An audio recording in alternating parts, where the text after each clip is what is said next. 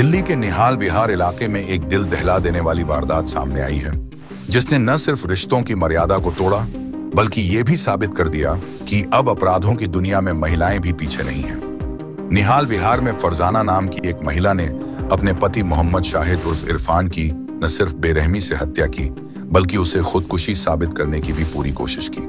फरजाना ने पहले पति को खाने में नशीली गोलियां दी और जब वह बेहोश हो गया तो पेट में चाकू घोंपकर उसकी जान ले ली। बाद में उसने यह कहानी गढ़ी कि उसका पति कर्ज में डूबा हुआ था और तनाव में आकर उसने आत्महत्या कर ली।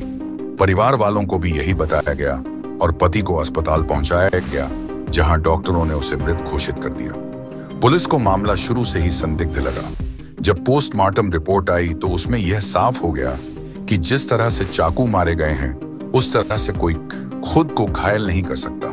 यहीं से हत्या की कहानी की परतें खुलनी शुरू हुई। मोबाइल फोन की जांच में पुलिस को ऐसे सुराग मिले जिनसे फरजाना की मंशा उजागर हो गई। वह यूट्यूब पर हत्या करने के तरीके और सर्च हिस्ट्री कैसे डिलीट करें जैसे वीडियो देख चुकी थी। सख्ती से पूछताछ में फरजाना ने अपना जुर्म कबूल कर लिया।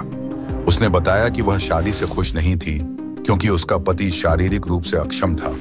इसी दौरान उसका अपने चचेरे देवर से प्रेम प्रसंग शुरू हो गया था, जो इस हत्या की एक बड़ी वजह माना जा रहा है। पुलिस अब देवर की भूमिका की भी जांच कर रही है। फरजाना और शाहिद की शादी नवंबर 2022 में हुई थी।